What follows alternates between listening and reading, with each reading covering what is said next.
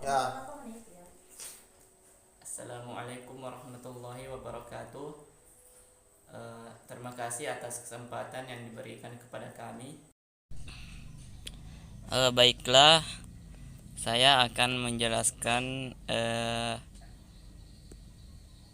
bahasa, yaitu pengertian dari bahasa. Oke, jadi di sini setiap manusia itu menggunakan bahasa sebagai alat komunikasi atau perangkat dalam berkomunikasi. Kemudian komunikasi ini tidak hanya dilakukan sebatas orang dewasa dengan orang dewasa dan anak kecil dengan anak kecil. Namun anak kecil juga bisa berbicara dengan orang dewasa. Begitu juga sebaliknya orang dewasa bisa eh, berbicara dengan anak kecil. Tetapi di sini kita melihat dari norma-norma yang diterapkan karena pada dasarnya yang sering terjadi di sekitar kita yaitu anak-anak harus berbicara sopan di depan orang dewasa karena ini sudah jadi kebiasaan dari kita sejak dulu, khususnya dari masyarakat Bugis. Kemudian eh, beberapa penelitian yang ada di Indonesia juga menunjukkan bahwa orang-orang eh, meributkan bagaimana orang bisa bersikap terhadap bahasa, bukan bagaimana menyikapi bahasa.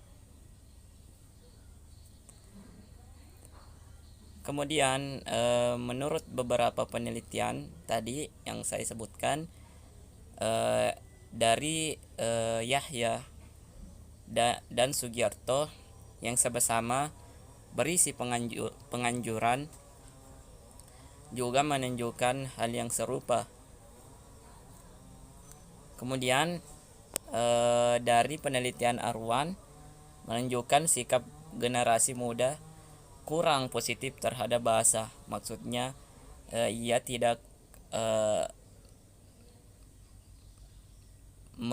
terlalu merespon bahasa karena bahasa itu tidak maksudnya tidak harus benar-benar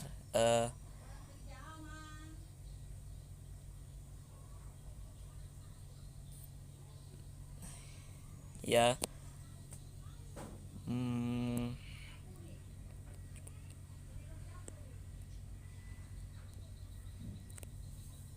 jadi hal yang dapat dilihat dari penelitian Arwan, ya nama Arwan menunjukkan sikap generasi muda kurang positif terhadap bahasa. Dan kemudian Yahya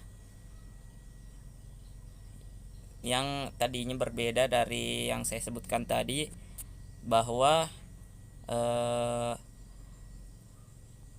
sikap positif terhadap bahasa Indonesia dipengaruhi oleh usia. Begitu pula penelitian yang dilakukan oleh Yeni, yaitu seorang peneliti yang juga menunjukkan sikap positif terhadap bahasa Jawa, ya, yang tadi bahasa Indonesia, sekarang bahasa Jawa yang dipengaruhi tetap sama oleh usia. Berdasarkan pengertian tersebut, bahwasanya bahasa dan usia mendapatkan perlakuan sebagai fakta biologis dengan berbagai kategori pembicara dan melawan segi lain dari identitas yang dikeluarkan.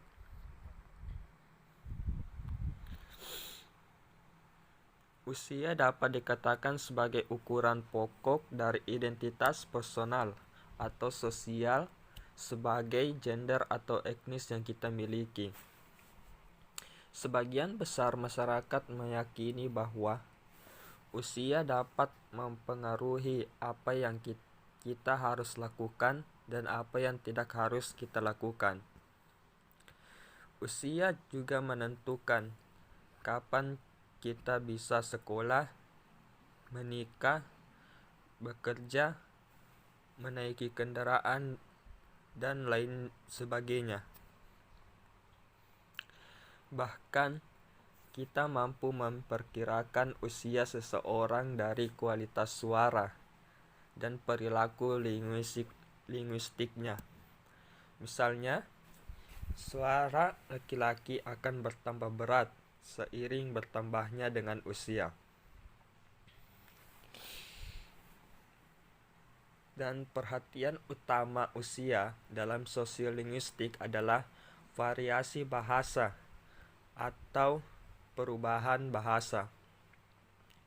Usia dapat juga sebagai perangkat metodologi yang dapat digunakan untuk mengukur perbedaan sosiolinguistik di tiap kelompok usia. Misalnya seperti dialek atau aksen yang dapat berubah di masyarakat. Dialek atau aksen yang berubah di masyarakat ini dipengaruhi oleh usia. Dan hubungan usia pembicara di masyarakat akan selalu berubah tergantung dari tahap kehidupan.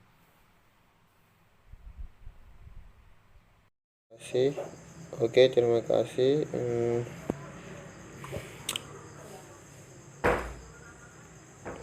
Usia dibagi menjadi 3 kelompok, yaitu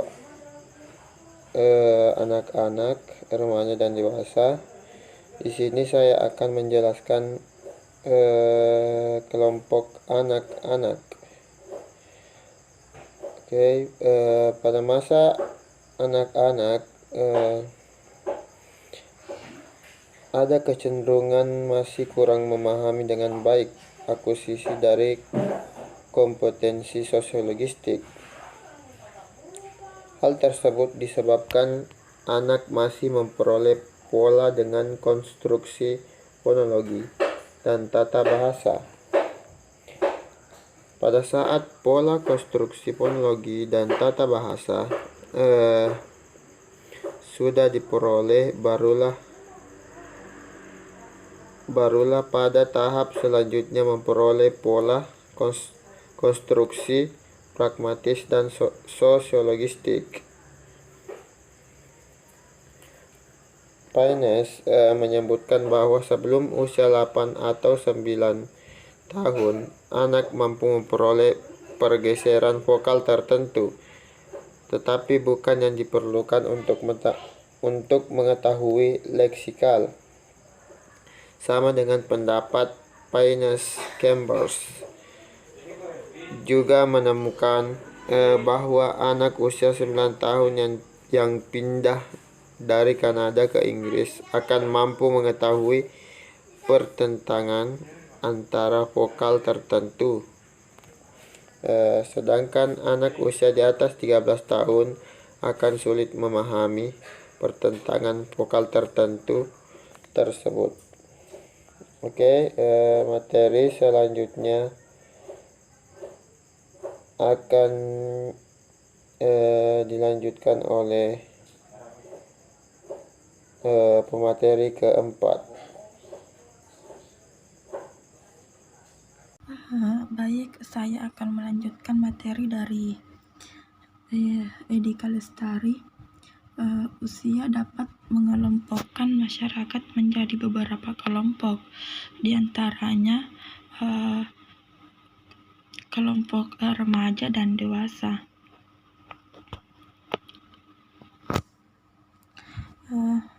Menurut Chambers, masa remaja adalah masa berinovasi dalam perubahan secara linguistik.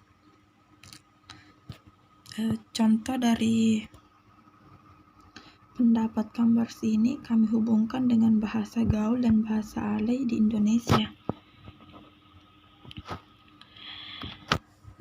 Bahasa gaul dan bahasa alay berkembang dan dipakai di kalangan remaja. Perbedaan bahasa gaul dan bahasa alay adalah anggapan sosial dan kelas sosial pemakai bahasa tersebut. Bahasa gaul lebih diidentikan dipakai oleh kalangan menengah atas, sedangkan bahasa alay sering diidentikan dipakai oleh kalangan menengah bawah.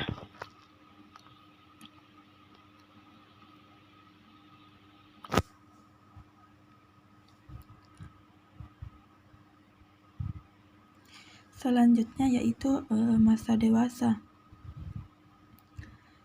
Tahap yang mewakili kehidupan krusial selama meningkatkan standarisasi dan jangkauan linguistik setelah remaja. Selain itu, masa dewasa juga dapat dikatakan sebagai tahap kehidupan yang paling dieksplorasi dan masa yang memperlihatkan perbedaan dengan orang yang lain. Biasanya hal ini terlihat dari jenis pekerjaan yang dipakai oleh seseorang. Pada masa ini juga orang akan beralih dari bahasa gaul atau alay ke dalam bahasa baku karena adanya tuntutan pekerjaan untuk menyambung hidup. Baik, saya akan melanjutkan dari materi Saudari Sumarni, yaitu tutur anak dapat dibedakan menjadi dua bagian. Yang pertama yaitu tutur anak pada masa awal perkembangan dan pada masa usia sekolah dasar. Tutur anak bersifat sementara karena semenjak menginjak usia remaja, ia akan meninggalkan bahasanya tersebut dan berganti dengan bahasa yang baru, yaitu bahasa remaja. Adapun ciri tutur anak pada masa awal perkembangan, yang pertama yaitu terjadinya penyusutan atau reduksi, yaitu penghilang fungtor atau kata tugas seperti kata depan, kata sambung, dan partikel. Dan yang kedua yaitu mempertahankan kata-kata, yaitu kata yang tergolong kontektif atau kata penuh. Jadi, yang dimaksud dengan kata kontektif ini adalah kata yang memiliki arti walaupun berdiri sendiri dengan menghilangkan fungtor atau mempertahankan kontektif. Inilah tutur anak menjadi teratur dan sistematis sehingga bahasa mereka dapat dimengerti oleh orang dewasa. Dan yang terakhir yaitu ciri universal ditinjau dari segi fonologi. Pada masa perkembangan, anak lebih banyak mengucapkan bunyi bilabial karena bunyi bilabial mudah diucapkan. Sedangkan tutur anak pada masa usia SD bersifat inovatif ketika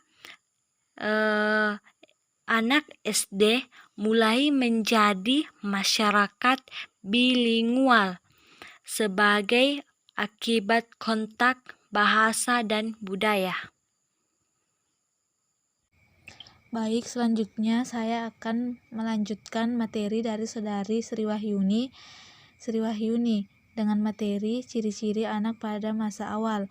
Adapun yang saya tampilkan pada PowerPoint ini materi dari Sri Wahyuni. Nah, saya akan melanjutkannya apa sih ciri-ciri anak pada masa awal? Nah, dalam hal ini dapat terjadi peristiwa inferensi, yaitu terbawa masuknya unsur bahasa lain ke dalam bahasa yang sedang digunakan sehingga tampak adanya penyimpangan. Menurut CIR 2018-66, mereka cenderung menyimpan dalam bertutur karena mereka masih dalam tahap belajar dan mengembangkan bahasanya yang bersifat developmental. Hal ini senada dengan pendapat Dejali 2017-52 yang menyatakan bahwa pada mulanya anak kurang terlatih dan terkontrol ketika memasuki alam manusia yang aktif, namun lama-lama menjadi terkontrol dalam hal menggunakan kata-kata yang lebih ramah dan bersahabat. Tutur remaja berbeda dengan tutur anak. Remaja cenderung menciptakan bahasa rahasia sehingga bahasa mereka kreatif. Hal ini karena didorong faktor ingin membentuk kelompok eksklusif. Bahasa yang digunakan remaja dapat dibedakan menjadi 5. Nah, diantaranya itu yang pertama, menyisipkan konsonan atau V plus vokal. Yang kedua, penggantian suku akhir dengan sh. Yang ketiga, membalik fonem-fonem dalam kata. Yang keempat, variasi dari model 3. Dan yang terakhir kelima yaitu bahasa prokem. Sedangkan tutur orang dewasa juga terjadi penyusutan atau reduksi yang biasa disebut dengan bahasa telegrafis.